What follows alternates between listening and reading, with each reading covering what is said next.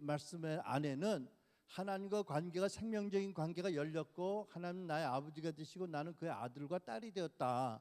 나는 그리스도 안에서 모든 죄를 용서받고 영원한 생명을 받았다. 언제 죽어도 나는 천국에서 영원히 살 것이다 라는 그런 존재, 우리 그리스도인의 존재론적인 이해뿐만 아니라 그러므로 우리의 가치관과 사고방식과 우리의 관계하는 모든 양식이나 모든 것이 새로워진다라는 것도 포함되는 거잖아요. 그죠? 여러분 이해가 되세요? 새로운 존재라면 새로운 삶의 양식, 또 가치관, 새로운 관계의 모습들이 다 따라와야 되는 거지요. 여러분 동의하세요? 네, 두 가지 의미가 포함된 줄 믿습니다. 그렇기 때문에 그 다음에 에베소 4장 15절에서 하나님이 우리에게 이렇게 당부하세요. 같이 쓴다. 시작.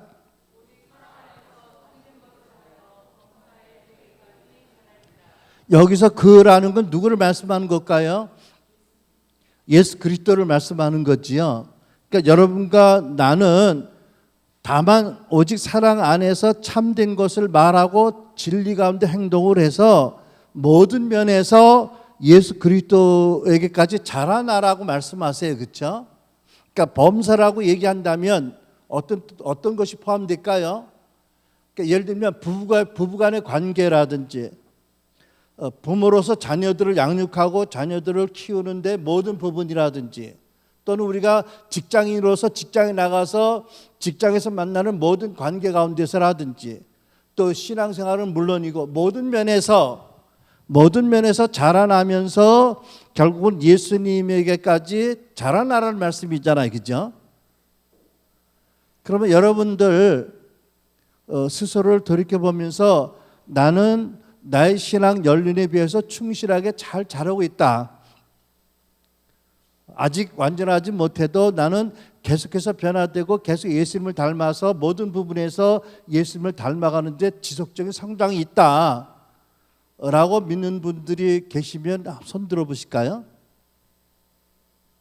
네, 한 분, 두 분, 세 분, 네 분. 그럼 나머지 분들은 고민 중이세요? 아니 나는 뭔지 몰라도 내가 원하는 만큼 성장하지 않고 있다, 어디에가 정체되어 있다라고 믿는 분 계세요? 그런 분들 계시면 손 들어보실까요? 네, 두 분. 그러면 네 분 빼고 두 분 빼고 나머지 분들은 뭐예요 지금? 나는 말하고 싶지 않다 이런 뜻인가요?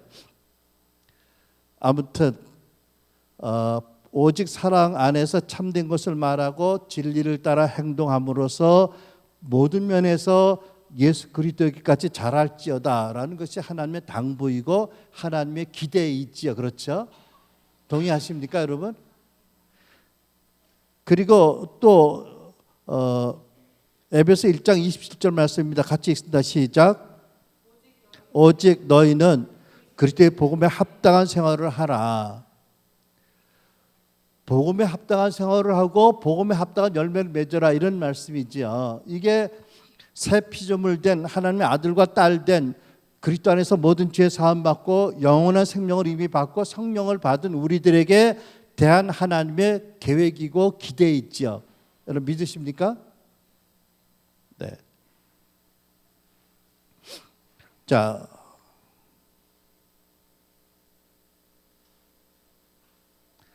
같이 읽습니다. 시작.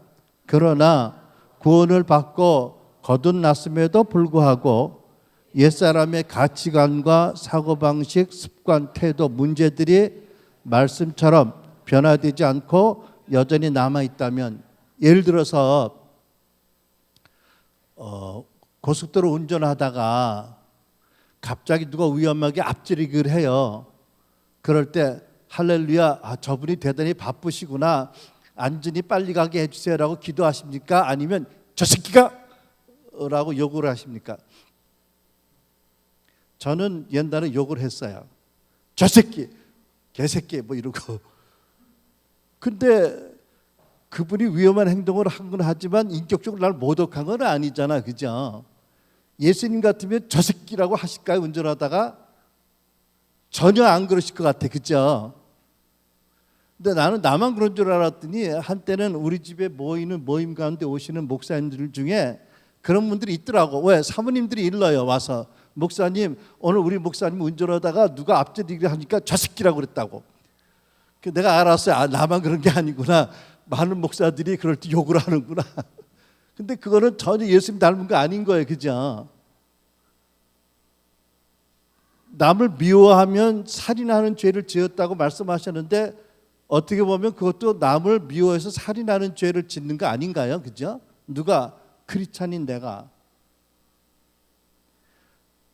이거는 사실 사소한 거일 수 있어요. 여러분들이 가지고 있는 가치관이라든지 세계관이라든지 사고하는 방식이라든지 습관, 태도 이런 것들이 문제가 있다면 저는 어떤 문제가 또 있었냐면 혈기가 있었어요. 혈기가 뭔지 아세요? 핏대 내는 거. 핏대, 여기 핏대란 말 쓰나요? 여기 충청도에서 성질 내는 거 아시잖아요. 다 알잖아. 알면서 모르는 척해요. 별거 아닌데 화를 팍 내요. 생각해 보면 그렇게 화낼 일이 아니었어요. 근데 화를 내요. 화가 나요.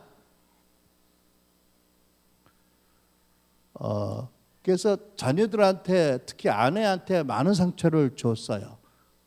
목회하면서. 그러니까 우리 집사람의 소원이 뭐냐면 네 진실을 교인들이 알게 되기를 소원한다는 것 같아요. 당신의 진실을 교인들이 알게 되기를 또 떨겠죠. 알게 되기 원치 않지만 이제 화가 나면 그래요. 당신의 모습을 교인들이 안다면 얼마나 그 사람들이 실망할까 뭐 이러고 뭐 말인지 알겠는데 아무튼 나도 화내고 싶지 않아요. 아내나 자녀들한테. 그죠? 근데 화가 나더라고요. 뭐 이렇게 건드리면 터지는 것처럼 지뢰선을 건드리면 지뢰가 터지는 것처럼 뭐 건드리면 퍽퍽 터져요. 그러면 얼마나 후회가 돼요. 얼마나 또 기도해요. 하나님 내가 또 잘못했다고 회개하고 근데도 뭔가 건드려지면 또 터지는 게 있더란 말이죠. 물론 여기에 조건이 있어요. 구원을 받고 거듭났고 성경적인 교회에 다니면서 말씀으로 잘 양육을 받고 돌봄을 받는데도 불구하고 변화되지 않아서 예수 믿기 이전에 가졌던 가치관, 사고방식, 대인관계, 뭐 사고 유형 이런 것들이 여전히 남아 있다면 이거 문제인 거죠. 그렇죠? 그렇다면 이것은 어떤 문제, 어떻게 진단할 수 있냐면 같이 읽습니다. 시작. 우리의 마음이 예수 그리스도께서 십자가에서 이루신 일들을 아직 적법하게 받아들이지 않은 것이다. 이렇게 설명하는 이유가 있습니다. 성경의 히브리서 3장 12절에 이런 말씀이 있어요. 제가 읽어드릴게요. 형제들아, 여기 형제들이라고 사도 바울이 쓴 것은 히브리 교회 크리스찬들에게 쓴 내용이지요. 이해가 되시죠? 불신자에게 하는 말이 아니에요. 형제들아, 너희는 삼가 혹 너희 중에 누가 믿지 아니하는 악한 마음을 품고 살아계신 하나님에게서 떨어질까 조심하라고 하셨어요. 자, 그러면 히브리 교인 중에서 어떤 사람들은 그 마음을 보면 믿는 좋은 마음도 있는데 그 마음 안에는 믿지 않은 악한 마음도 있다는 얘기 아니겠어요? 그죠? 여러분 이해가 되세요? 피자를 시켰는데 피자 8조각 중에 4조각은 좋았는데 4조각은 안 좋은 조각이 왔다. 피자 이런 뜻이잖아요. 그죠? 그러니까 히브리 교인 중에는 그 마음이 온전히 다 믿는 선한 마음이 가득한 게 아니라 어떤 사람들 안에는 믿는 좋은 마음도 있지만 믿지 않은 악한 마음도 있더라는 거예요.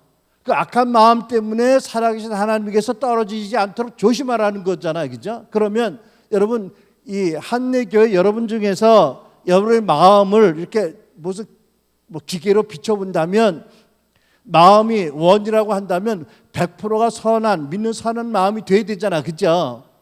예수님 같이. 근데 어떤 분을 보니까 60%는 믿는 마음인데 40%는 안 믿는 악한 마음이에요. 그럴 수 있을까요? 없을까요? 있겠어요? 없겠어요? 여러분 어떻게 믿지 않는 악한 마음이 있는지 어떻게 아세요?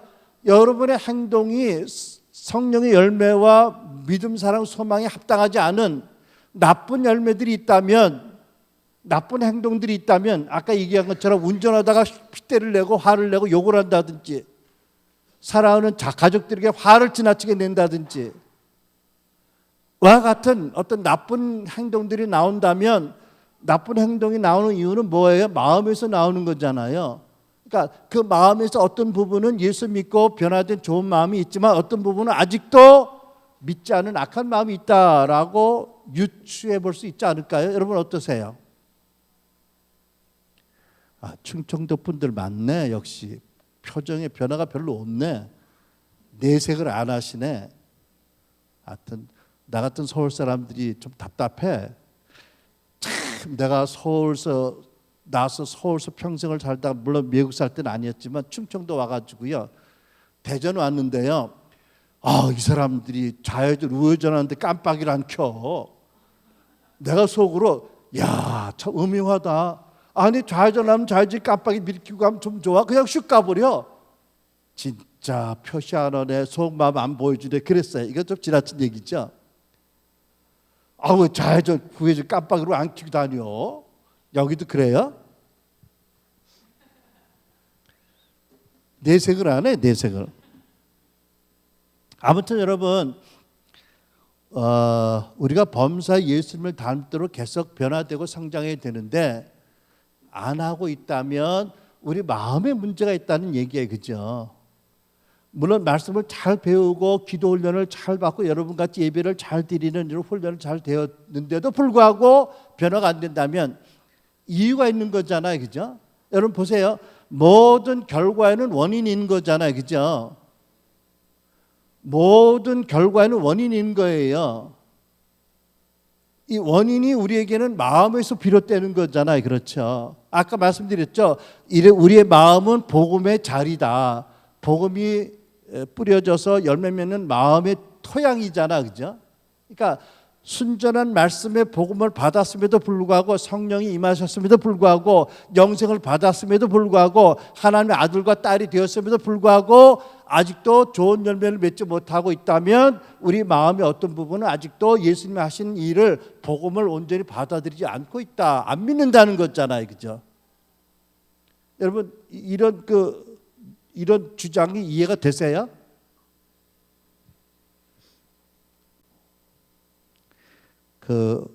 어떤 분들은 모든 걸 성령 충만하지 않아서 성령 충만하지 않기 때문이라고 하는 분들이 있어요. 그러니까 일리는 있는데 그게 진리는 아니더라고요. 성령 충만이 우리 마음의 모든 것을 자동적으로 다 고쳐주는 건 아니에요.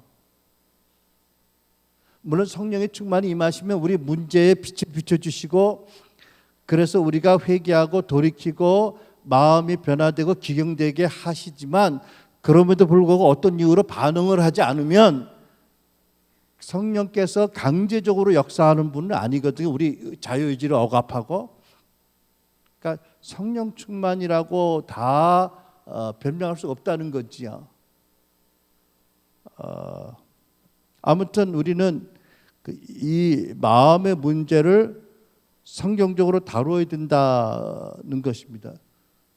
여러분 제가 거듭할지 모르지만 예수님 제자들 생각해 보세요. 누가복음 9장을 보면 예수님의 제자 중 12분이 사도로 임명을 받았어요. 사도가 되었잖아요. 근데 이 12사도들이 9장 다음을 보니까 가끔 싸워요. 왜 싸우는 줄 아세요? 우리 중에 누가 제일이냐고 싸워요. 근데 이분들이 사도들이에요. 시기하고 싸우더라고. 그러니까 사도라고 완전하진 않더란 말이죠.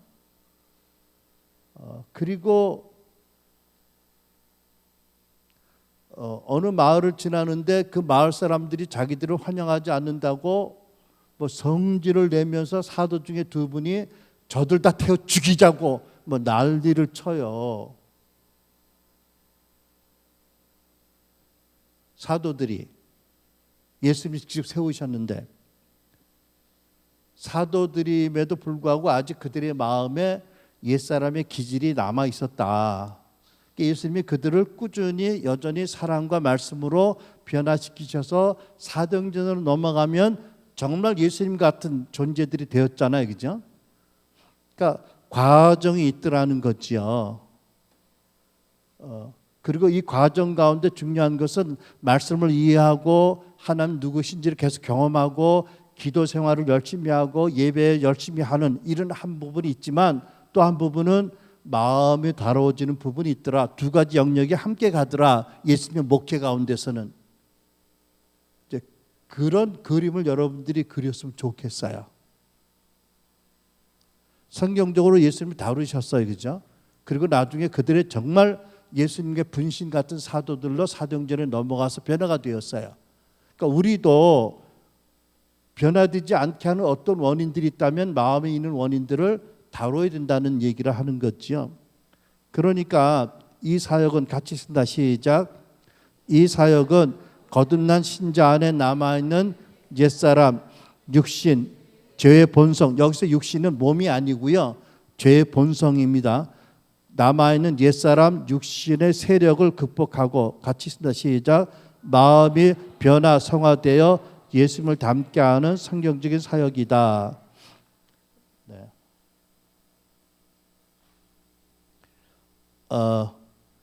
예수님이 종종 그 사람들을 나무로 비유를 하셨거든요. 이제 이 그림을 자주 보시던데 오늘 잠깐 보고 넘어가겠습니다. 여러분을 하나의 그 나무로 그림으로 비유한다면 두 가지 큰 부분으로 나눌 수 있겠죠. 하나는 지표면 위에 있는 부분이 있고 지표면 아래에 있는 부분이 있겠어요, 그죠? 그러니까 흙 위에 있는 부분을 보면 이제 이게 트렁크 나무 기둥이 서 있고 가지가 뻗어 나가고 잎이 있고 거기 열매들이 있습니다, 그렇죠? 근데 열매를 보면 어떤 열매는 아주 빨갛고 매끈하고 어떤 열매는 밤송이 같이 울퉁불퉁해요. 그러니까 울퉁불퉁한 건 나쁜 열매로 친다면 어떤 나쁜 열매들이 있을 수 있냐면 거기에 어떤 내용이 있죠? 첫째, 위에서부터 중독이라는 나쁜 열매도 있을 수 있고 또는 분노, 혈기라는 나쁜 열매를 맺는 나무도 있을 수 있고 두려움이라는 나쁜 열매도 있을 수 있잖아요. 저희들이 지난번에 그 트라우마라는 세미나를 했는데 그때 저도 배운 게 많이 있는데 우리 세미나에 오신 분 중에 어떤 분은요 세미나장에서 이렇게 본인이 이제 복도에서 이렇게 간식 시간에 커피를 타 먹는데 저쪽에서 남자가 쓱 돌아오면요 온몸에 얼어붙는 분이 있었어요. 난 몰랐어요. 모르죠. 복을 모르겠더라고요. 근데 그분이 고백하는데 주변에 사람이 없는데 저쪽에서 어떤 남자가 이렇게 걸어오면 그 남자를 보는 순간 두려움에 온몸을 떨었다고요. 그런 나쁜 열매가 있더라고요. 그 트라우마의 나쁜 열매겠죠. 아무튼 이런 나쁜 열매들이 있을 수 있겠어요. 예를 들면 뭐 소망 없이 무기력하게 살아간다든지 뭐 음란함의 나쁜 열매도 있겠고요, 그죠? 나쁜 열매가 있겠고 또 좋은 열매도 있을 수 있습니다, 그렇죠? 아무튼 그런데 이 나쁜 열매는 무엇 때문에 맺느냐? 나무의 그림으로 생각해 본다면 무엇 때문에 나쁜 열매가 맺겠어요? 보이지 않는 흙 속에 있는 나쁜 뿌리들이 있어서 나쁜 열매를 맺는 거예요, 그렇죠? 여러분 이해가 되세요? 좋은 뿌리는 좋은 열매를 맺겠지요. 나쁜 뿌리가 있다면 나쁜 열매를 맺겠죠, 그렇죠? 근데 나쁜 뿌리들은 이 기질과 어떤 습관과 사고방식 이런 것들 옛사람의 그 남아있는 것들 옛사람에 남아있는 그 육신적인 것들은 눈에 잘 안 보이는 거예요. 마음 안에 무의식 가운데 이렇게 있어요. 근데 그것들을 잘라내지 않거나 변화시키지 않으면 계속해서 나쁜 열매는 맺게 돼 있다는 거죠.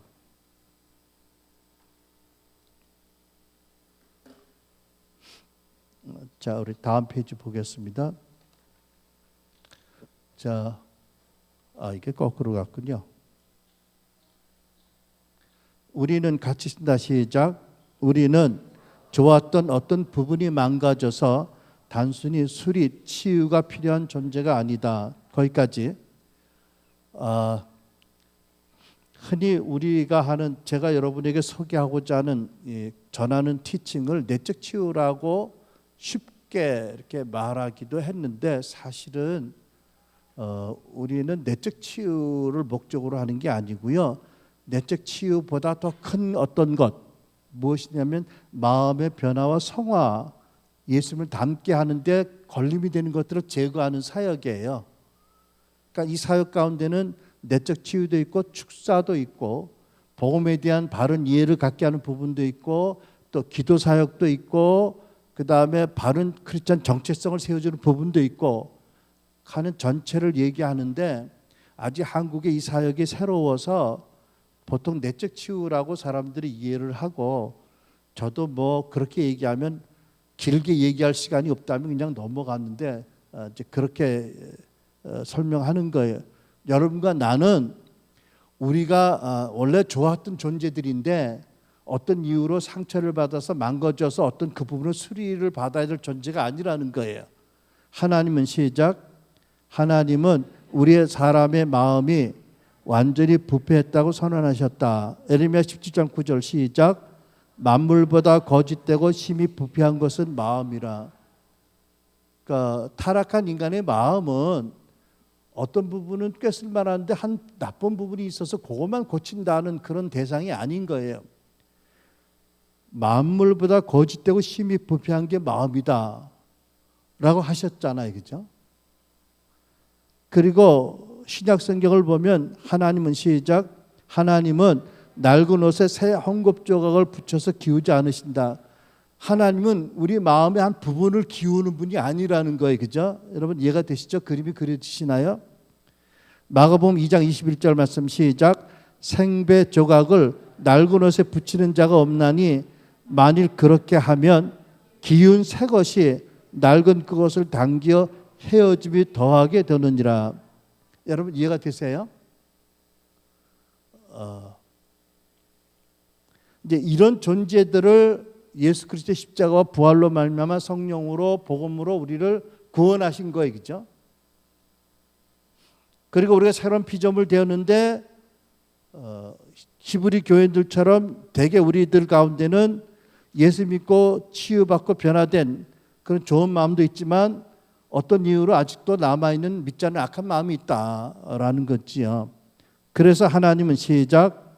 하나님은 마음이 온전히 변화되고 성화되기를 원하신다. 로마서 12장 2절. 마음을 새롭게 함으로 변화를 받아. 여러분 이 로마서 12장 2절을 잘 아실 텐데 어떻게 하면 우리 마음이 새롭게 되고 변화되는지 아세요? 아마 그것을 알게 하기 위한 것이 이 시간인 목적입니다.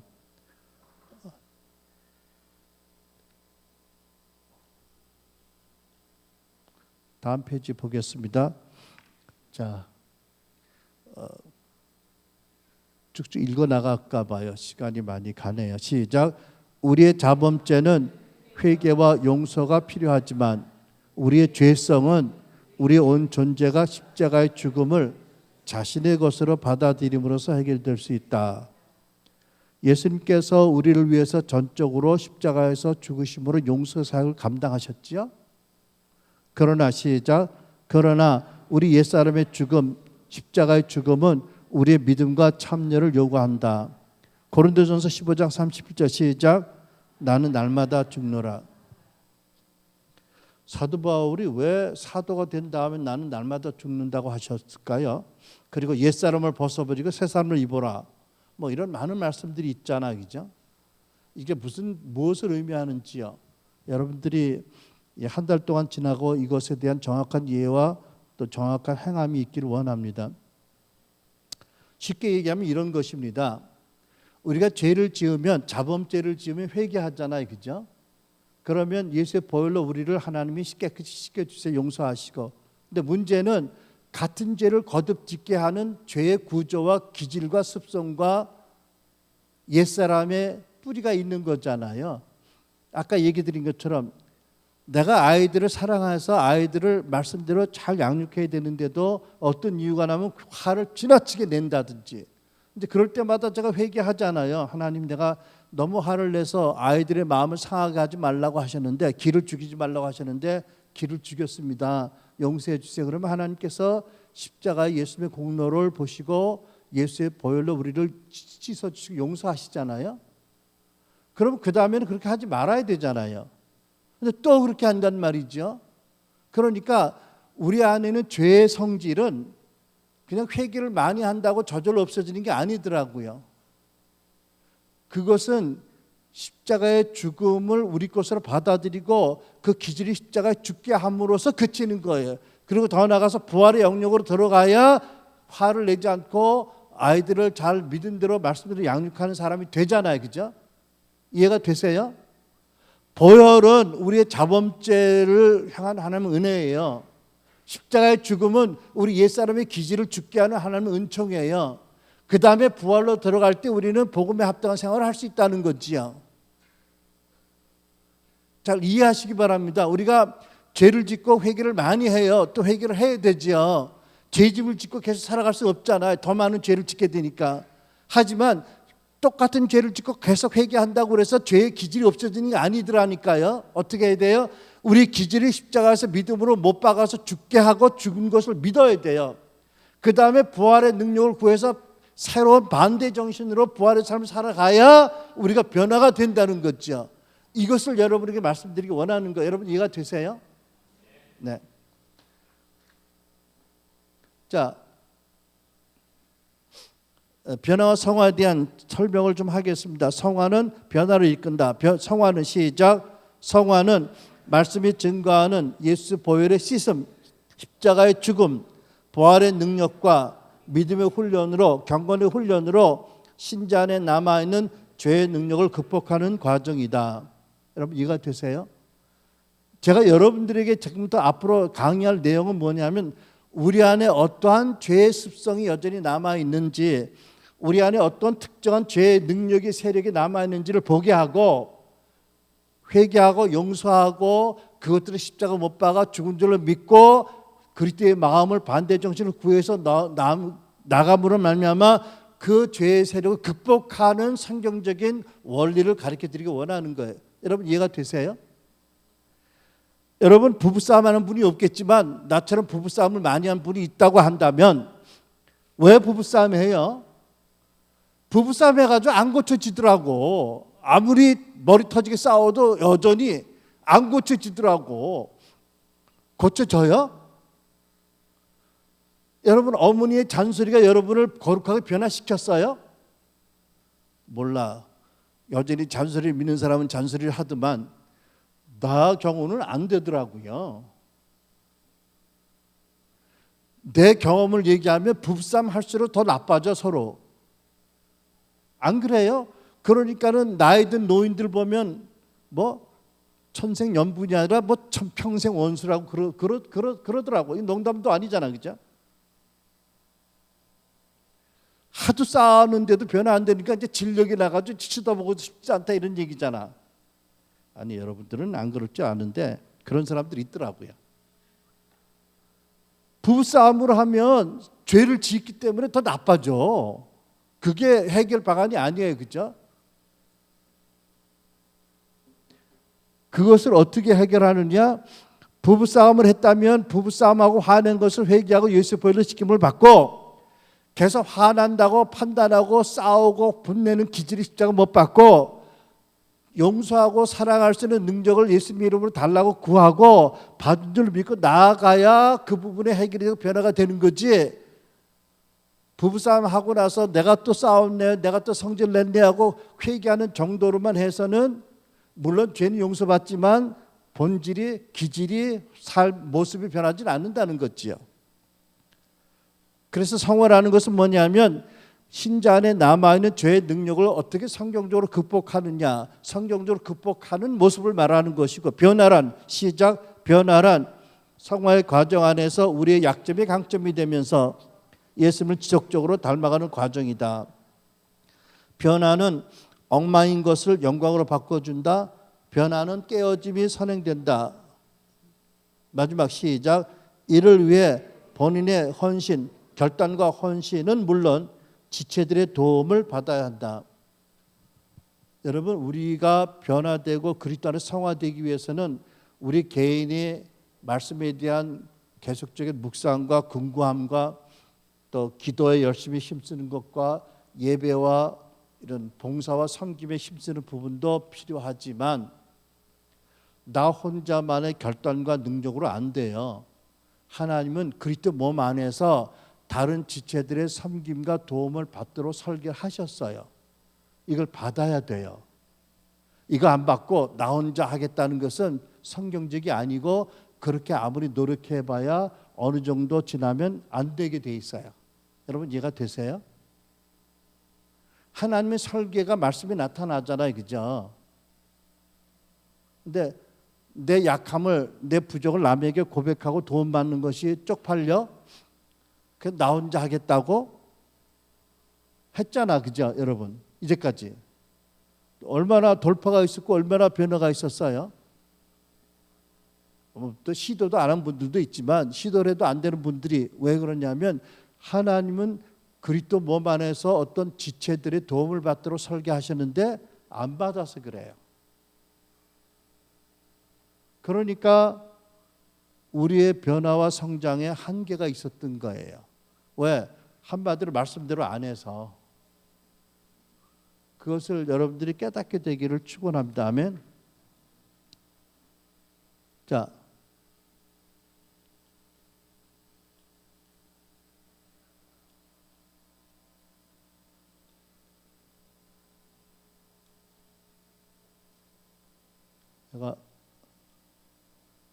얘가 안 움직이네.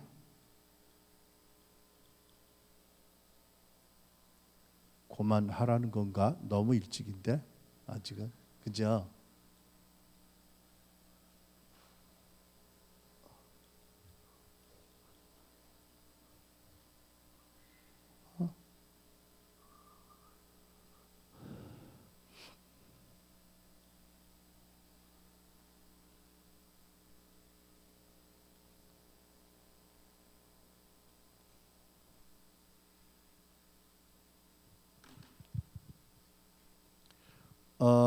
여러분 지루하세요?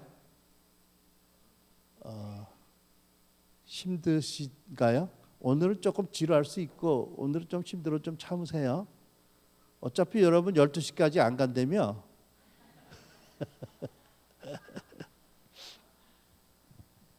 네, 같이 읽습니다. 시작.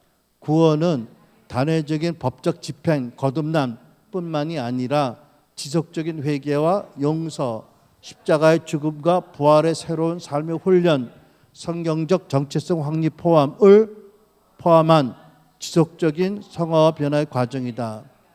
우리들의 변화와 성화는 지속적인 과정이에요. 한순간에 되어지는 게 아니에요, 그죠? 계속해서 예수 그리스도까지 자라도록 계속 변화되고 성화되어야 됩니다. 자, 밑에는 빌립보 2장 12절 말씀이 있습니다. 시작. 두렵고 떨리는 마음으로 자기의 구원을 이루어 나가십시오. 보세요. 구원은 하나님의 전적 은혜를 받습니다. 그죠? 이것이 거듭남이라고 말할 수 있죠. 그 다음에는 어떤 면이 있어요? 이루어 나가야 되는 부분이 있어요. 그렇죠? 이것은 하나님 은혜와 더불어 여러분의 헌신과 노력이 포함되어 있어요. 그죠? 그러니까 구원은 단회적으로 받을 뿐만 아니라 지속적으로 평생 동안 이루어 나가야 할 것입니다. 과정으로. 그런데 두렵고 떨리는 마음으로 해라요. 그래야 여러분의 구원이 이루어지고 성화되고 변화됩니다. 그러고 싶지 않으면 나는 구원 받았으니까 나는 죄를 지면 회개는 하니까 나는 더 이상은 필요 없다라는 분들이 계신다면 어쩔 수 없죠. 본인의 선택이 그렇다면. 그러니까 영광의 주 예수님을 닮아가는 거는 너무 힘드니까 안 하겠다. 나는 그냥 천국만 가면 된다.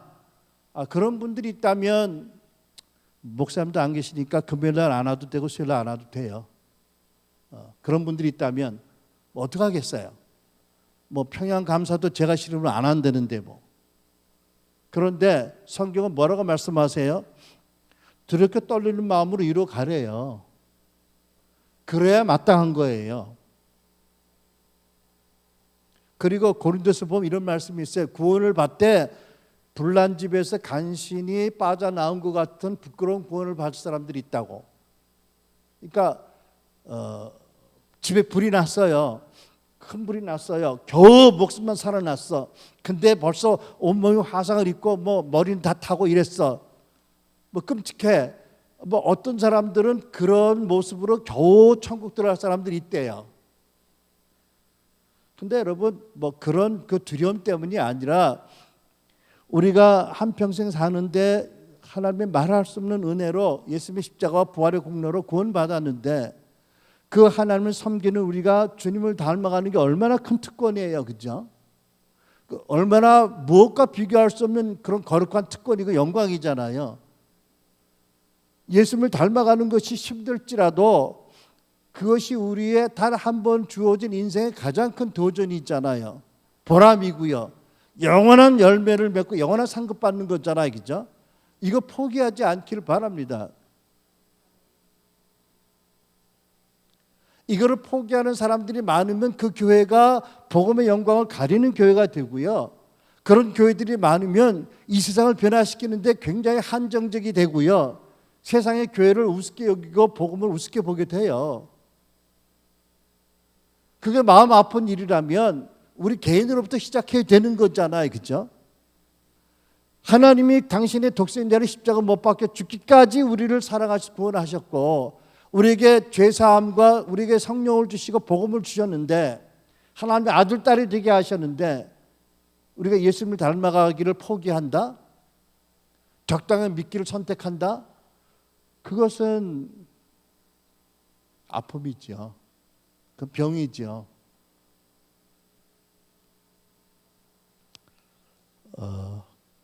마태복음 11장 29절 예수님의 당부하신 말씀 읽습니다. 시작. 나는 마음이 온유하고 겸손하니 나의 멍에를 메고 내게 배우라. 그러면 너의 마음이 쉼을 얻으리니. 여러분 인생에서 가장 귀한 게 있다면 마음의 안식이겠지요. 우리 영혼의 안식이에요. 세상이 뒤쪽하고 나더라도 우리 영혼의 안식이 있다면 우리가 두려울 게 없잖아요. 그죠? 근데 왜 믿는 우리가 마음이 쉼이 없어요? 마음이 온유하고 겸손하지 못해서 예수님 닮지 않아서. 너무 많은 분들을 보지 않아요? 은사도 있고 능력도 있고 뭐 성취된 게 많아도 그 마음에 안식이 없고 그 마음에 안정됨이 없고 그 마음에 평강이 없고 그 마음에 영감이 없다면 그건 안타까운 일이잖아요. 그렇죠? 그러니까 여러분의 마음이 저희 마음이 계속해서 기경이 되고 변화가 되어서 예수를 좀 더 닮아가는 예수의 마음을 많이 가지고 사는 그것이 우리의 영광이고 우리 열매인 거죠. 그것보다 더 귀한 게 없는 줄 믿으시기 바랍니다. 아멘. 자, 그러면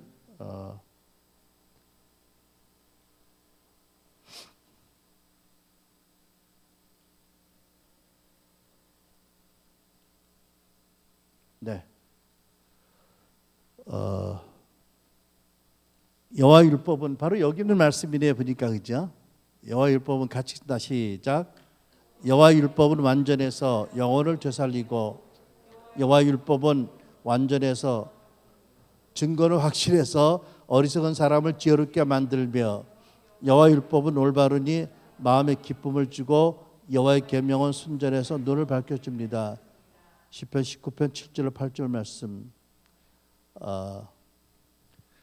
여러분 우리가 확실히 믿어야 될 하나의 토대는 뭐냐 하면 하나님의 말씀은 우리의 구원과 우리의 변화와 성화를 위해서 그리고 우리의 만복을 위해서 주셨다. 하나님은 선하신 분이고 하나님의 말씀은 진리이고 선한 것이다 라는 그 확실한 믿음이 토대가 필요합니다. 여러분 믿으시죠? 네. 그런데 두 번째 우리가 믿어야 될 것이 뭐냐면 시작. 모든 자연의 법칙이 존재하듯이 영적 세계에도 법칙이 있다. 여러분 말하자면 여러 가지 법칙을 하나님이 다 만드셨잖아요. 예를 들면 이게 무슨 법칙이 작용하고 있는 거죠? 중력의 법칙이에요. 그죠? 만유인력의 법칙이잖아요. 이거 누가 만드셨어? 이거 하나님 만드신 거예요. 그죠? 모든 법칙, 기후라든지 모든 것들이 하나님의 맡은 법칙 안에서 또 돌아가게 돼 있어요. 그죠? 물론 하나님은 전능하신 분이고 법칙을 만드신 분이어서 때로 우리의 기도와 또는 믿음의 선포로 말미암아 법칙을 초월하는 역사를 하시지만 일반적으로는 하나님 만든 법칙대로 모든 것이 돌아가게 만들어 설계가 되었어요. 그러시죠? 이 법칙을 안 믿는 사람은 위험해요. 자동과 반자동의 법칙을 안 믿으면 자동차 질주하는 자동차 앞에 막아설 용기가 생기겠지. 만용이 그 죽어. 차에 치면 똑같은 힘이 반작용이 자기 죽잖아. 그죠? 아무튼 우리는 하나님 만드신 법칙을 따라 살게 돼 있어요. 그죠? 그런데 우리 사람들의 그 마음에 적용되는 법칙이 있습니다. 이게 무슨 법칙을 말하는 거 하니 아까 보았던 나무 열매 그 뿌리 그림이 있었죠. 그러니까 우리 안에 일반적으로 많은 크리스찬들 안에 있는 옛사람에 남아있는 그 기질들, 죄의 세력들이 어떻게 정형화되고 나타나는지 뿌리라고 얘기한다면 뿌리를 찾아내기 위한 선한 말씀의 법칙이 있어요.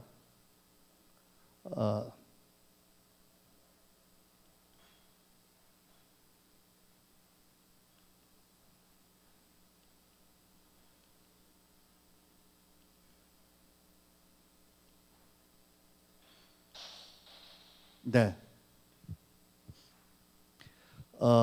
네 가지 우리의 삶에 나쁜 열매를 맺게 하는 육신의 세력과 죄의 세력과 쓴뿌리를 찾아내는 중요한 법칙 네 가지 중에 첫 번째가 뭘까요? 같이 쓴다. 시작. 부모 공경의 법칙입니다. 신명기 5장 16절 말씀 같이 쓴다. 시작.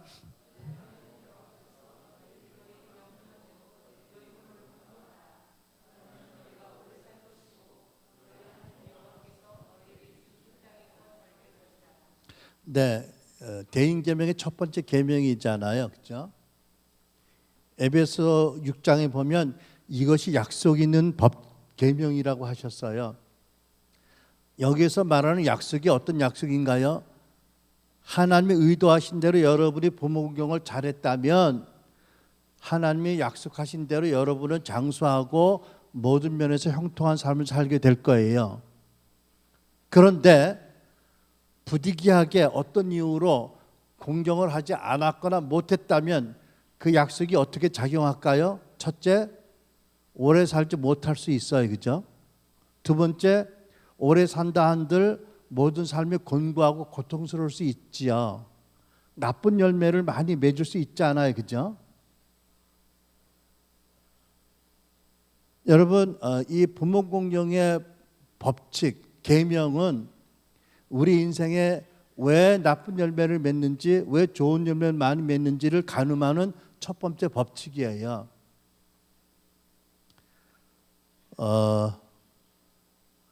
여러분들은 이 법칙에 의해서 자신을 돌아보면 어떠실 것 같아요?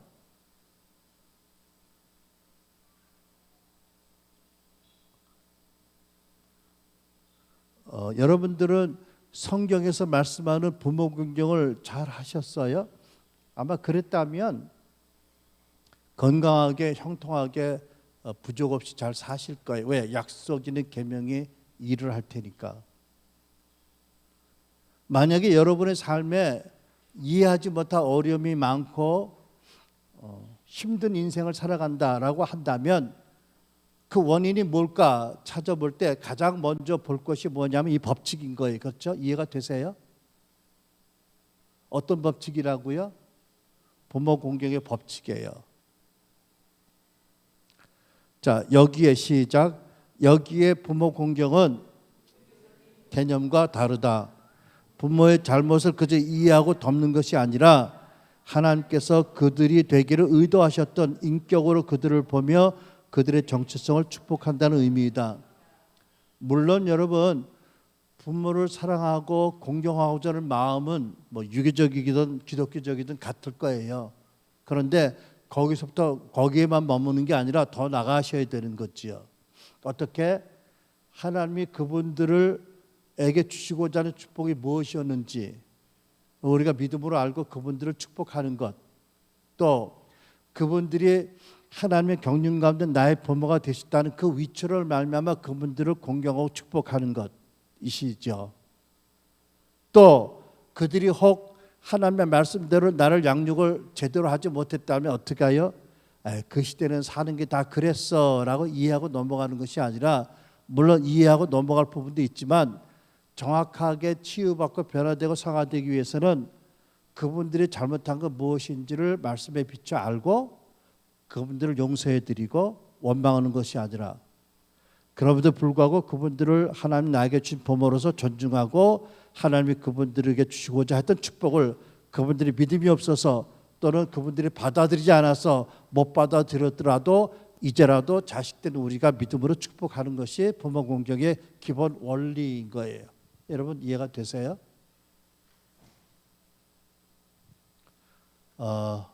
말씀도 그렇고 제가 목회하면서 보면서 가장 중요한 것이 뭐냐면, 너무나 많은 성도들이요, 이 분명한 말씀의 원리를 무시하고 살아요. 그러니까 하나님이 그들을 얼마나 사랑하시는지, 얼마나 그들을 그리스도 안에 좋은 걸 주시기를 원함에도 불구하고 누리지 못해요. 근데 많은 분들이 이렇게 생각해요. 내가 기도가 부족해서 그런가 보다, 내가 말씀을 잘 몰라서 그런가 보다, 뭐 이렇게 생각하는데, 제가 보기에는 그거보다 더 근원적인 문제가 뭐예요? 이 계명을 어기고도 아직도 회개하지 않고 돌이키지 않으려고 하기 때문에 하나님이 그들에게 주시고자 하는 모든 축복과 은사들을 그들 때문에 못 받고 있다는 사실입니다. 동의가 되세요, 여러분? 하나님이 아들 예수를 주셨고 그 안에 모든 걸 다 주시려고 하는데 왜 못 받아요? 말씀을 어기고 아직도 그 약속 있는 계명을 아직도 외면하고 있어서 못 주실 수 있잖아요. 그렇게 생각되세요? 네. 이게 첫 번째 우리의 삶을 지배하는, 개인의 삶을 특별히 마음의 중심으로 지배하는 법칙의 첫 번째입니다. 사랑하는 여러분, 여러분들이 지금 이 강의를 들으면서 내가 하나님의 말씀에 명령한 대로 부모님을 공경을 제대로 했다, 아니 제대로 못했다, 그리고도 내가 회개하지도 않고 부모님 관계를 개선하려고 은혜를 의지하고 노력하지 않았다, 이런 분들 계세요. 그래서 하나님이 주시고자 하는 축복과 은사를 내가 스스로 거부한 거다, 이렇게 믿어지는 분 계세요. 모든 치유와 변화와 성화의 첫 번째 스텝은 문제를 인식하는 거지요. 말씀을 비추어서. 문제가 바로 진단이 안 되면 해결이 안 돼요. 여러분 이해가 되세요? 그죠?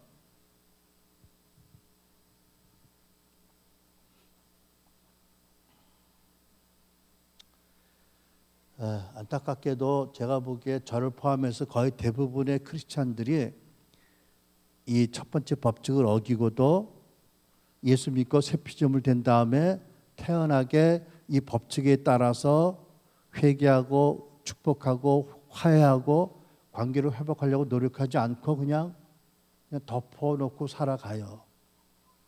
그래서 크리스찬임에도 불구하고 인생에 힘든 경우들이 많아요. 그리고도 그 문제를 모르고 몸부림치는 사람 너무 많은 것 같아요. 우리 한례순복음교회는 그렇게 몸부림을 치고 그렇게 어렵게 힘들게 살아가는 분들 없기를 축복합니다. 약속이 있는 계명이라니까요. 약속은 그렇잖아요. 너와 나가 약속을 했다, 하나님 말씀하잖아. 네가 이렇게 하면 내가 이렇게 해줄게. 네가 이렇게 못했으니까 내가 못해주지 않니? 그러니까 이제부터 네가 깨닫고 돌이켜라. 내가 너에게 약속대로 풍성함을 주리라. 이런 거 아니겠어요, 그죠?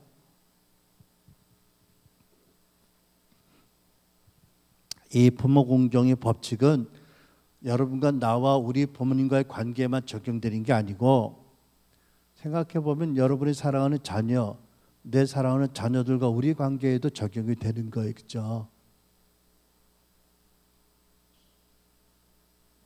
제가 손주들이 있거든요.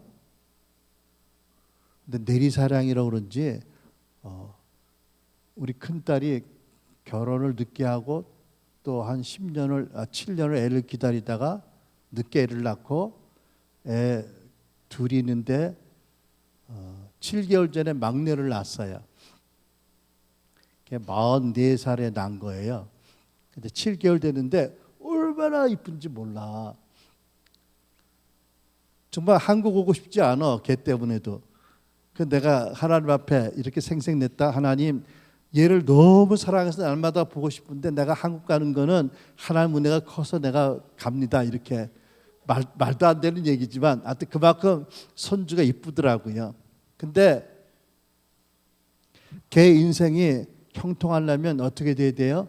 걔가 자라면서 부모님 공경해야 돼. 어떻게? 성경적으로. 그렇게 하려면 누가 잘해야 될까? 걔 부모들이 성경적으로 양육을 잘해야 되겠지요.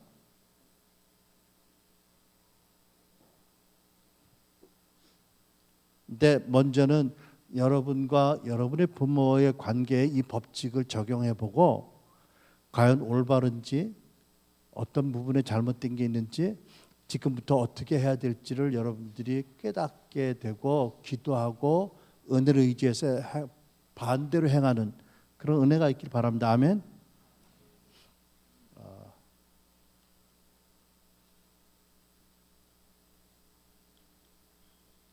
두 번째 법칙 같이 있습니다. 시작. 아까 말씀드렸죠. 모든 결과에는 원인이 있다고. 반드시 원인이 없는 결과는 없어요. 그죠? 인과의 법칙이라고 말하잖아요. 그죠? 세상에서는 성경적으로는 심고 거두는 법칙이에요. 그죠? 이것이 우리 인생을 지배하는 두 가지 가장 중요한 법칙. 두 번째입니다. 갈라디아 6장 7절로 8절 같이 있습니다. 시작.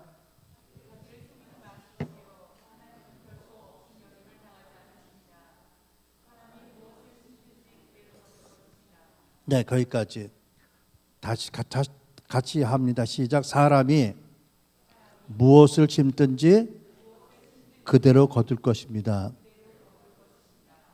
만약 여러분이 여러분의 이웃이나 낯선 사람에게 선을 베풀고 동정을 베풀었다면 여러분 뭘 거둘 것 같아요?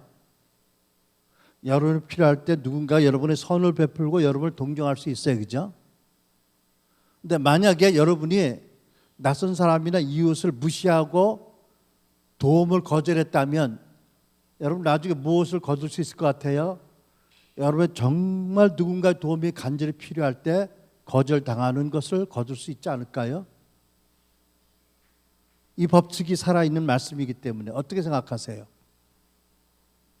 그래서 성경은 이웃에게 선을 베풀고 가난한 자와 고아와 여행객들에게 선을 베풀라고 하시잖아요. 그죠? 그러면 누가 뭐를 거둘까요? 여러분의 후손들이 그런 축복을 거둘 거예요. 그죠? 여러분이 누구에게 악을 행하면 뭘 거둘 걸까요?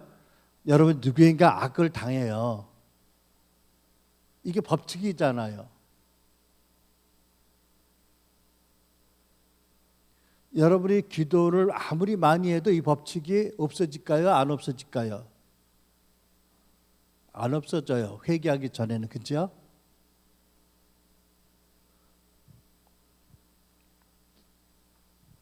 여러분 심은 대로 거둬요.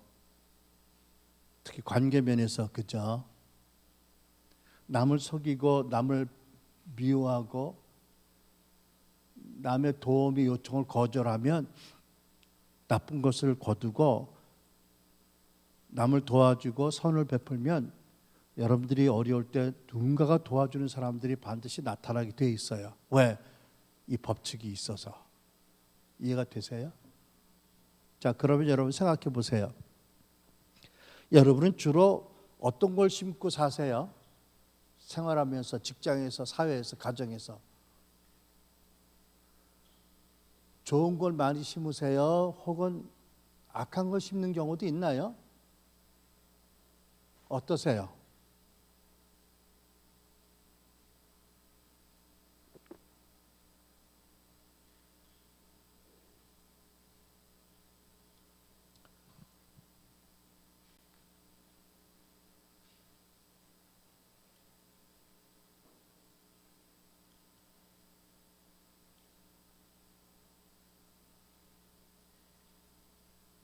네, 세 번째 법칙입니다. 같이 읽습니다. 시작. 되돌아오는 판단 정죄의 법칙. 마태복음 7장 1절 2절 말씀입니다. 시작. 너희가 심판받지 아니하려거든 심판하지 말라. 너희가 심판하는 그 심판으로 심판을 받을 것이며 너희가 저울질하는 그 저울질로 너희가 저울질 당할 것이다. 우리가 시작. 우리가 남을 판단하면 남들이 나를 판단하게 되는 문이 열려지고 스스로 알지 못하는 중에 우리가 판단하는 이들을 닮아간다. 여러분이 직장 생활 하시는데 이사님이 여러분의 부서 중에서 하필 여러분을 계속 추궁하고 특별히 야단을 치고 지적질을 한다고 쳐요. 여러분이 크리스찬이니까 너무 억울해서 하나님께 기도해요. 하나님 저를 도와주시고 그 이사님에게 제가 은혜를 입게 해주세요 라고 기도했는데도 불구하고 계속 그분이 그렇게 한다면 여러분은 뭘 생각해야 될까요? 혹시 내가 남을 저처럼 판단하고 지적질하고 비판하고 회개하지 않은 게 없을까? 하나님이 전능하세요. 우리의 기도를 들으실 분 안은 우리의 입장을 아세요. 그런데도 우리 기도를 못 들어주신다면 이유가 있을 거 아니에요, 그죠? 무슨 이유가 있다고요? 내가 남을 판단하고 하나님 말씀을 어겼어요. 비판했어. 그리고 회개하지 않았어. 그래서 문이 열려 있어. 하나님 나를 사랑하시고 도와주고 싶으셔도 못 도와주셔. 왜? 내가 돌이키지 않아서. 여러분 이해가 되세요?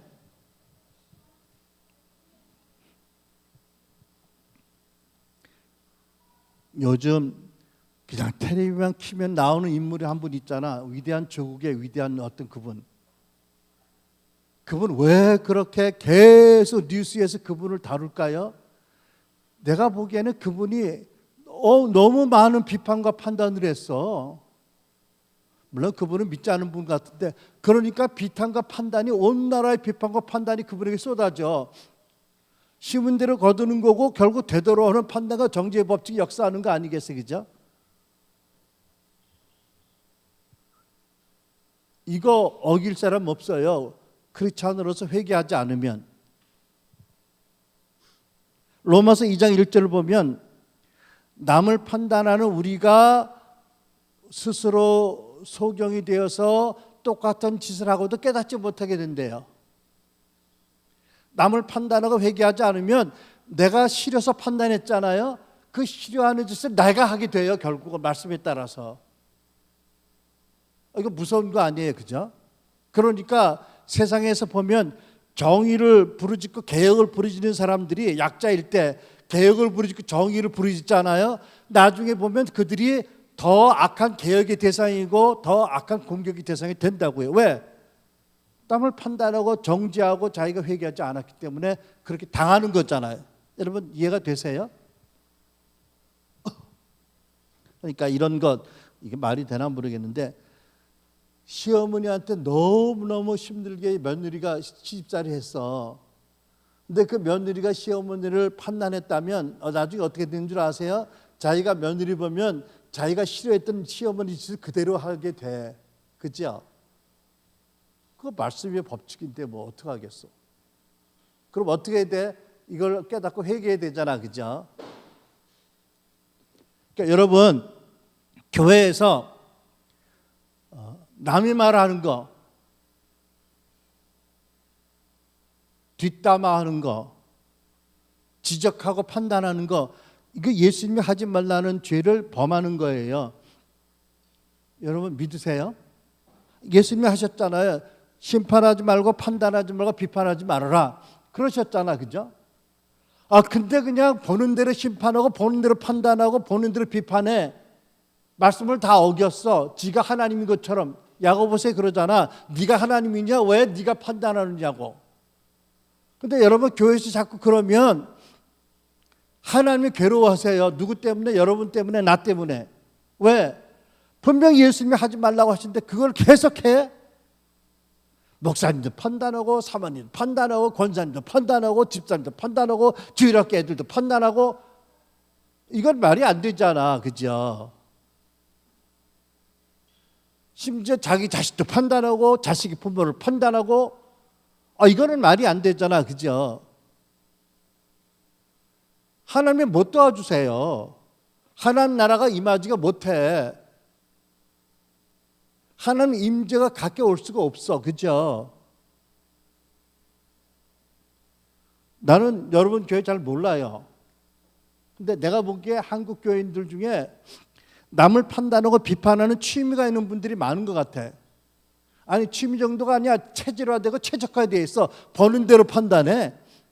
버는 대로 비판해. 그거 죄인지도 몰라. 죄를 먹듯이 숨 쉬듯 마시고 삼켜. 이거는 아니죠, 그죠? 그러면 하나님의 영광이 가까이 있을 수 없다니까요, 그죠?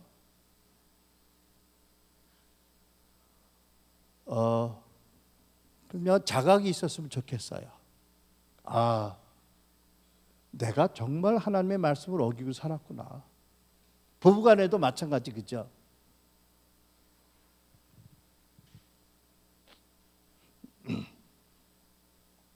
세 번째 법칙, 우리 한내 순복음교회 성도 여러분들은 이제부터는 예수님 말씀을 기억하시고 남을 판단하고 싶은 마음이 굴뚝 같아도 좀 절제하시고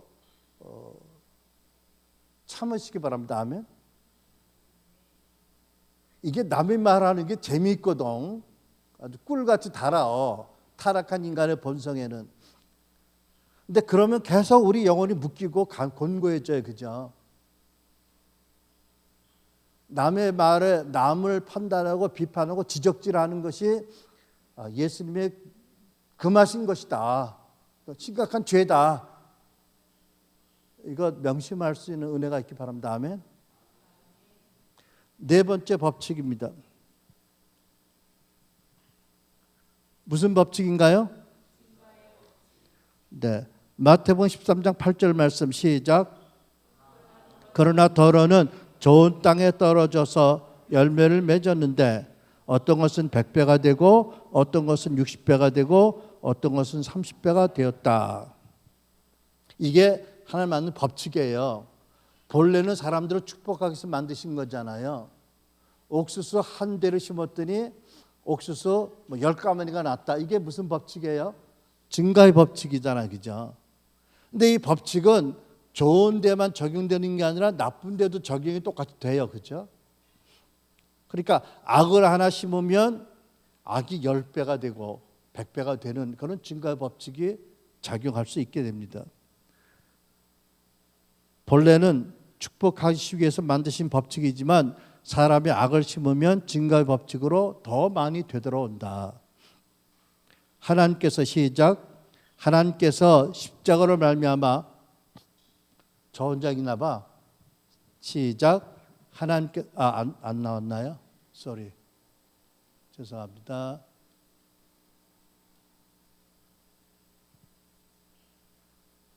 아닌데 어디 갔지 얘가? 네, 하나님께서 시작.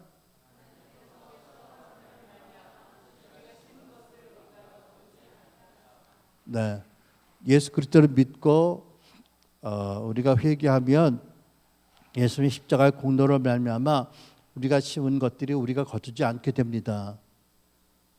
그래서 우리가 정말 예수님을 필요로 하는 존재인 거지요.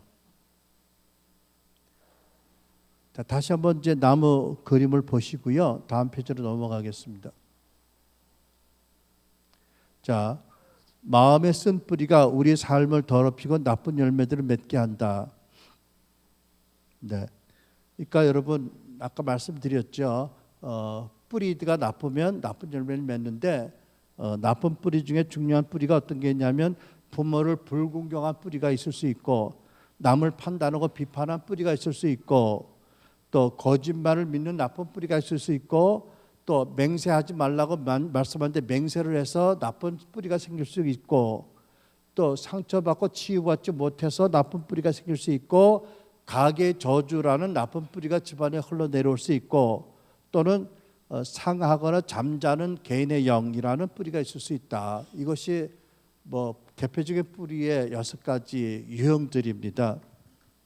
그리고 이 쓴뿌리들이 우리들의 그 죄성 안에서 어떤 구조, 체질, 그 강한 요새들을 만들게 됩니다. 그래서 나무 기둥에 만들어지는 것이 뭐냐면 개인의 어떤 습관, 어떤 제한된 자동적인 반응들, 개성이라고 말하는 것들, 가족의 어떤 믿음의 체계 또는 부모 역할 전도. 부모 역할 전도는 뭐냐면 부모가 자식을 보살피고 부모가 자식을 축복해야 되는데 돌봐야 되는데 거꾸로 자녀가 부모를 돌봐야 되는, 특히 어린 시절에 이제 이런 경우에 아주 나쁜 열매가 맺게 되거든요.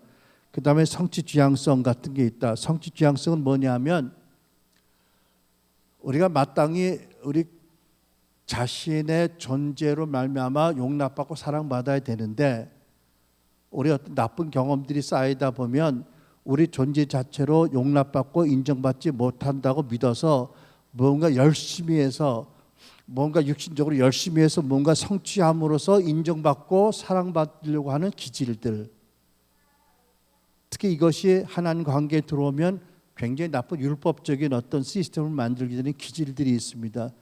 이거는 말씀을 어기는, 하나님을 믿지 않는 나쁜 기질인 거예요.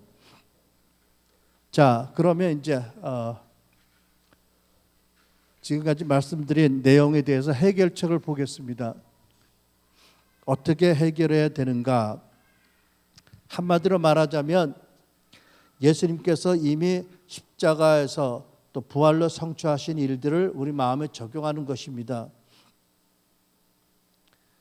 만일 지금도 과거에 시작된, 우리가 믿기 전에부터 시작된 어떤 죄를 여전히 동일하게 행하고 있다면, 아까도 서론 부분에 얘기했지만 우리는 어떤 마음의 영역에서 십자가에서 일어난 그 복음의 사건을 아직도 적법하게 온전히 받아들이고 적용하지 않은 것이다. 그래서 우리는 예수님과 함께 세례받음으로 죽고 또 부활함으로 새로운 피조물 되었는데, 예수님과 함께 죽고 부활하지 않은 어떤 부분들, 옛사람의 기질이나 쓴뿌리들을 말씀의 빛으로 보게 하고 그것들을 믿음으로 예수 안에서 죽게 하고 부활함으로 부활의 영역으로 살아가게 하는 사역을 하기를 원하는 것입니다. 자, 이제 여러분, 모든 그런 우리의 마음의 문제, 나쁜 열매들을 다루는 데 있어서 말씀의 원리들을 적용하는 법칙들이 있거든요. 지금부터 그 법칙을 간단히 소개하려고 합니다. 첫 번째 법칙이 뭘까요? 시작. 첫 번째 법칙이 뭐라고요?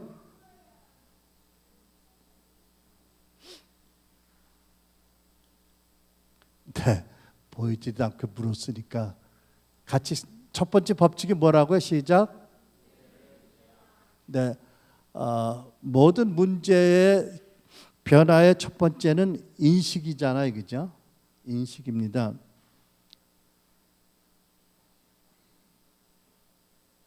그 문제를 인지하기 위해서 우리들의 열매를 검사해야 되겠죠, 그죠? 우리 인생에 좋은 열매는 무엇이 있고 나쁜 열매는 무엇이 있는지. 다른 말로 말하면 내가 변화되고 싶은데 변화되지 않은 부분이 뭐가 있는지, 고치고 싶은 습관적인 행위와 감정적인 유형이 뭐가 있는지를 인식하는 것, 찾는 것이지요. 그러니까는 아까 네 가지 법칙, 본문 공경의 법칙, 그 다음에 비판과 판단의 법칙, 신고 거두는 법칙, 증거의 법칙이 있다고 그랬죠. 이 법칙을 중심으로 우리 자신을 살펴봐야 되는 거예요, 그렇죠? 왜 변화되지 않은가? 왜 예수님 하나님의 축복에도 불구하고 성령님이 내 안에 계심에도 불구하고 변화되지 않는가? 어떤 문제가 있는가를 살펴보는 거지요. 그러니까 첫 번째, 나와 부모님과 관계는 성경적인가? 두 번째, 나는 과연 남들을 판단하고 비판하고 회개하지 않은 것이 없는가? 또는 나는 인생을 살면서 어떤 악을 심고 아직도 회개하지 않는 것이 있는가? 내 인생에서 하나 심고 열을 거두는 증가의 법칙이 작용하는 게 아닌가를 여러분들이 자신의 삶을 돌이켜 보는 것이지요. 무슨 설명인지 이해가 되세요? 지금 그렇게 하고 계세요, 여러분? 지금도 그렇게 하시기 바랍니다. 첫 번째 recognition 첫 번째 R입니다. R 그죠?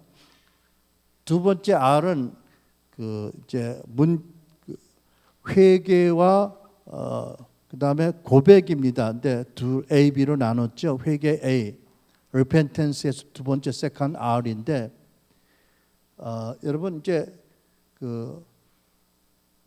우리가 치유받고 변화되고 성화되기 위해서는 항상 우리 어떤 문제가 드러날 때마다 회개가 필요한 거예요, 그죠? 회개. 근데 회개란 무엇이냐? 같이 읽습니다. 시작. 나의 잘못된 행실로 인해 주님 하나님과 다른 이들을 아프게 한 것을 마음 아프게 여기고 과거에 나는 죽고 하나님께서 원하시는 새 사람으로 만들어 주시기를 구하는 게 회개다. 여러분 동의하세요? 그러니까 다른 말로 보면 내가 저지른 죄를 보고 마음이 아파해야 한다. 그리고 관련자들이 있다면 용서해야 된다는 거죠.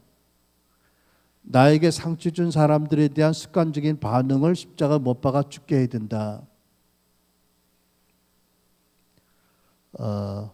내가 지은 죄, 내가 가진 죄의 성질을 진정으로 미워해서 그것을 죽기 바라고 죽게 하는 것이 회개다. 그러니까 유감스럽게 여긴다, 곤고하게 생각한다, 뭐 이 정도는 충분한 것은 아닌 거예요. 그러니까 회개는 사실 하나님의 은혜가 임해야 진정한 회개가 되긴 해요. 근데 무엇인지 우리가 먼저 선택하고 순종해야 은혜가 임하거든요. 그러니까는 우리가 변화되고 성화되기 위해서 내가 지은 죄, 거듭지는 죄들로 인해서 얼마나 가족들이나 주변 사람들이 아파했는지를 느낄 수 있고 어떤 대가를 치르다도 다시 동일하게 반복하지 않겠다라는 어떤 각성이 필요해요.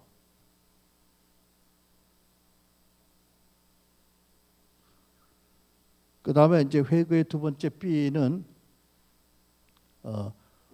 고백입니다. confession인데요. 이게 중요한 말씀입니다. 야고보 5장 16절 말씀 시작. 서로 죄를 자백하고 서로를 위해 기도하십시오. 그래서 여러분이 나음을 받게 하십시오. 의인이 간절히 비는 기도는 큰 효력을 나타냅니다. 이게 우리 개신교에서 잘 하지 않는, 말씀에 복종하지 않는 한 영역입니다. 지금 이 말씀을 뭐를 얘기하죠? 그러므로 여러분은 서로 남의 죄를 지적질하지 말고라는 게 아니에요, 그죠? 어떻게 하라고요? 여러분은 서로에게 찾아가서 자기의 죄를 고백하고 자기의 죄의 문제가 병낫기 위해서 기도하라는 말씀이잖아요. 여러분 동의하세요? 그래야 나음을 받게 된다는 것, 그래야 변화가 된다는 거죠. 이게 성경 말씀이잖아, 그죠? 우리 개신교는 로만 캐톨릭으로부터 신앙 종교 개혁을 하면서 나올 때 아마 캐톨릭에서 그때 아마 이 말씀을 제대로 잘 좋은 본을 안 보였던 것 같아요. 그래서 이것까지도 이렇게 막살해버린 잘못을 범했다고 생각하는데, 여러분 이건 하나님 말씀이잖아요, 그렇죠? 그러니까 예를 들어서 나에게 음란한 생각이 자꾸 드는 문제가 있다. 음란의 충동이 강하다. 기도하고 금식해요. 그런데도 안 꺾어져. 그러면 어떻게 해야 되는 거예요? 이 부끄럽지만 내 혼자 기도해서 내가 말씀을 아무리 나에게 적용해도 안 되는 문제가 있다면 내가 믿을 만한 누구를 찾아가는 거예요. 크리스찬, 그죠? 그리고 야고보 5장 16절 말씀대로 해야 되는 거예요. 뭐를 고백해? 나는 자꾸 음란한 죄를 생각하고 행하는 문제가 있어요. 금식해도 안 되고 아무리 기도해도 안 되고 내 죄를 고백합니다. 나를 용서해 주시고 그리스도를 대신해서 몸을 대신해서 나의 이 죄를 위해서 기도해 주세요라고 요청하라는 거잖아요. 그럴 때 큰 효력이 있다. 나음으로 받게 된다고 하셨죠, 그죠? 내가 뭐 그냥 생각나는 대로 음란한 걸 하는 예를 들은 거예요. 여러분이 음란하다는 정지하는 게 아니니까 기분 나빠하지 마시고요. 뭐 하여튼 내가 부끄럽게 여기고 고침받기 원하는데 안 되는 죄가 있을 수 있잖아요, 그죠? 혈기 부리는 거 마찬가지예요, 그죠? 물론 본인의 입장에서 생각해 보면 참을 대로 참았다고 생각할 수 있어요. 그래도 예수님이 혈기 부리지 성질 화를 내지 말라고, 화를 내도 죄를 짓지 말라고, 그리고 24시간 이상 그것을 회개하라고 하시는데 이내에 그런 죄를 스스로의 결단과 기도로 안 되면 고백해야 된다는 거 아니에요, 그렇죠? 같이 기도하라는 거잖아요. 여러분 이거 중요한 부분이에요. 안 했잖아요. 안 하고 끌당하고 있다면 이걸 하셔야 돼요. 자, 그런데 이제 여기서 중요한 것은 혹 우리가 다른 지체로부터 그 자신의 죄의 고백을 들을 때 어떻게 해야 돼요? 첫 번째 시작. 나를 돌아보고. 이렇게. 첫 번째 시작. 나를 돌아보고. 만약 알지 못했던 죄를 알게 되면 먼저 나의 죄를 회개한다. 그러니까 이런 말씀이죠.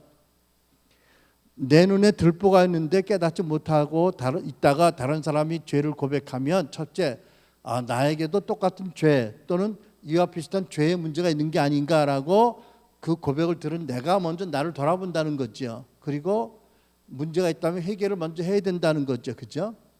여러분 동의하시죠? 두 번째, 같이 있습니다. 시작. 교회를 대리하여 상대방의 죄를 용서한 것을 분명히 선언한다. 요한복음 20장 23절 시작. 너희가 네 죄든지 사하면 사하여질 것이고 네 죄든지 그대로 두면 그대로 있으리라. 그러니까 예수님이요 부활하셔서 제자들에게 성령을 받으러 가시고 첫 번째 명령하신 말씀이 이 말씀이에요. 너희가 누구 죄를 용서하면 그의 죄가 용서받을 것이다. 그대로 두면 그대로 있을 것이다. 그러니까 우리가 어떻게 하라고요? 죄 용서를 예수 이름으로 선포해 줘야 되는 거잖아요. 그죠? 세 번째, 어떻게 야고보 5장 16절 방금 읽은 말씀처럼 함께 그 사람의 죄의 문제가 치료받도록 기도해야 됩니다. 아멘. 야고보 5장 16절 다시 한번 같이 읽습니다. 시작. 이러므로 너희 죄를 서로 고하며 병낫기 위해 서로 기도하라.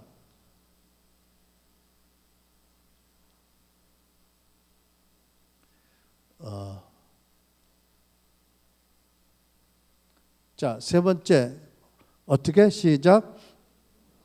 용서로 풀어줌.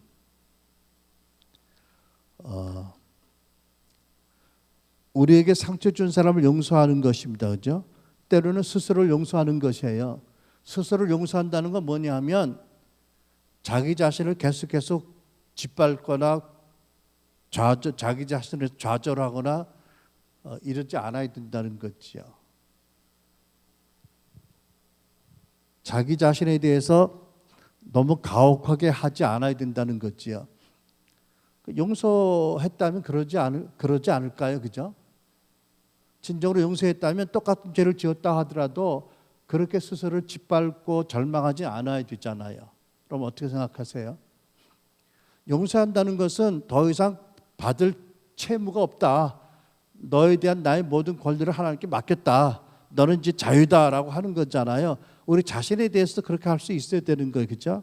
그 다음에 용서의 한 가지 특별한 영역은 뭐냐면 하나님께 대해서 가지고 있는 적개심과 원탕함이 있다면 그것을 고백하고 내려놓으라는 겁니다.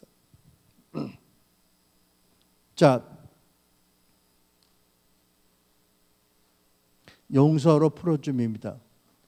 이제 거의 다 끝나갑니다. 여러분 조금만 참으시면 되겠어요?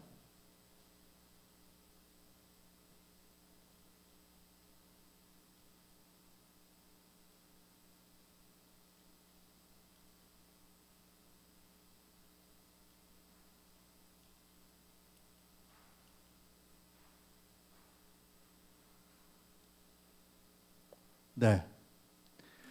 네 번째 R입니다. recognize that인데 십자가에서 죽은 것으로 여긴다. 간단히 설명할까요? 너무 중요하지만 우리가 동일한 죄를 짓는 것은 그 원인이 있는 거지요. 쓴뿌리가 있고 옛사람의 기질이 아직 남아있는 거예요. 그것 때문에 지은 자범죄는 회개하고 보혈로 씻김받고 용서를 받아요.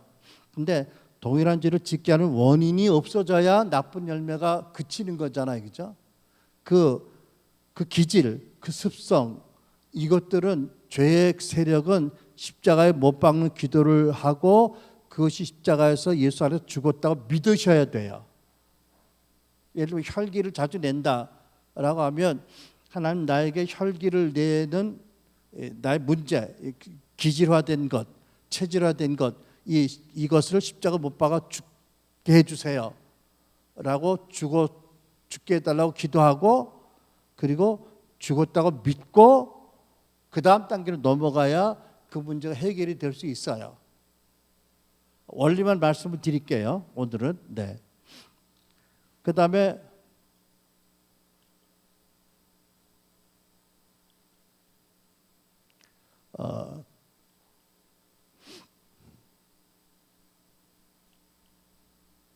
다섯 번째 같이 쓴다. 시작. 부활의 능력을 구하고 반대의 정신으로 행하는 새로운 삶의 훈련이다. 리저락트에서 나온 다섯 번째 R인데 고백하고 회개하고 용서받고 십자가 보혈로 씻김 받는 것, 동일한 죄를 짓게 하는 그 원인, 근본 기질, 또 구조, 쓴뿌리 십자가 못 받고 예수 안에 죽었다는 것을 확신하고 믿는 것. 그 다음에 뭐냐면 거기서 머무는 게 아니라 부활하신 예수 그리스도의 마음을 구하고 반대의 능력을 구하고 그것을 받은 줄을 믿고 살아가는 것이 부활의 영역입니다. 치유를 시작.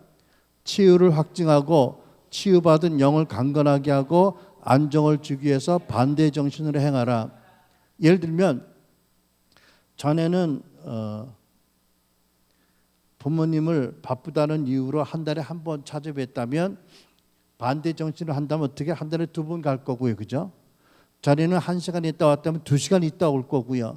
전에는 돼지고기 2근 사가면 이다음에는 소고기 2근을 사가는 것. 반대 정신으로 행하는 것이 필요해요.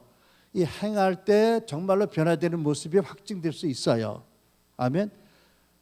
이렇게 하는데도 변화되지 않았다면 다시 돌아가서 용서하지 못하는 부분이 있는지 십자가에서 아직 죽지 못한 부분인지를 돌이켜보고 다시 돌아올 수가 있게 되는 것입니다. 부활의 영역으로 행하는 것.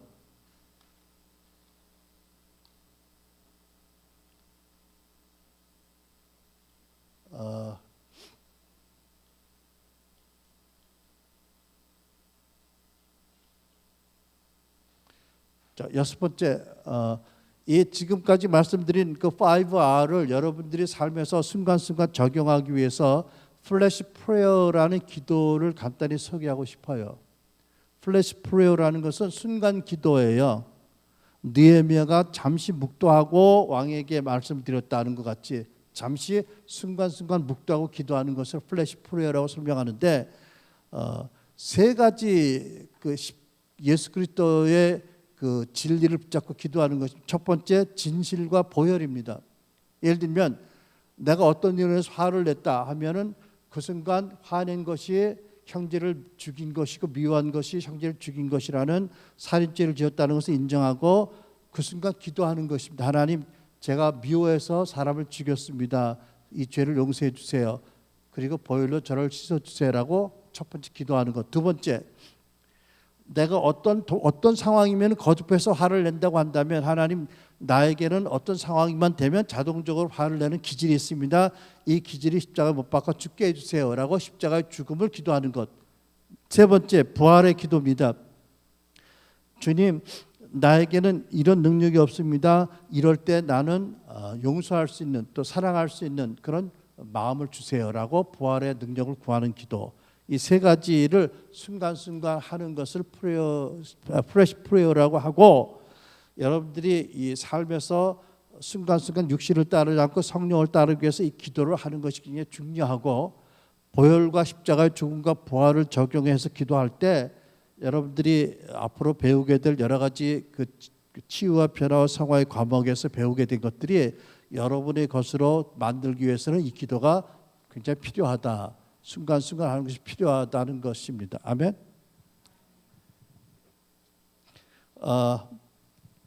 마무리 페이지 보고 마치겠습니다.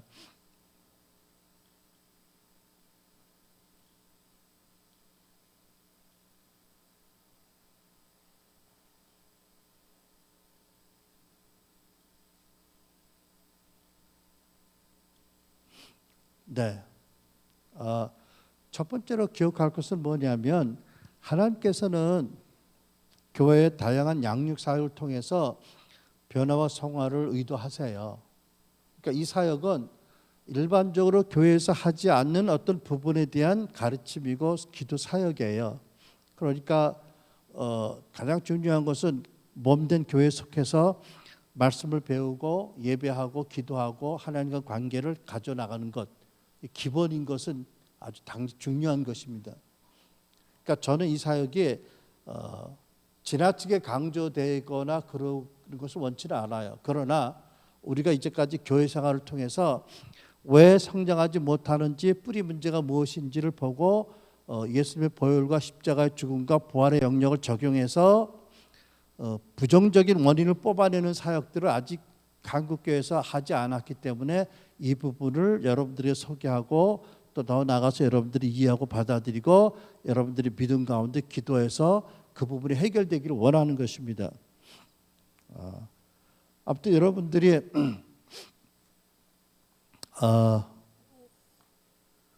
오늘은 고생을 많이 하셨어요. 오늘은 특히 어려운 날입니다. 첫 번째는. 하지만 잘 들어주셨기 때문에 앞으로는 좀 더 실제적인 부분을 다루게 되면서 여러분들이 많은 도움이 하나님으로부터 있으시기를 축복합니다. 아멘. 자, 이것으로 마치겠습니다. 우리 잠시 기도하고 마치도록 하겠습니다. 잠시 이렇게 기도했으면 좋겠어요. 여러분들이 통성기도를 하실 때에 오늘 짧지 않은 시간 동안 여러분들이 많은 것을 배우셨는데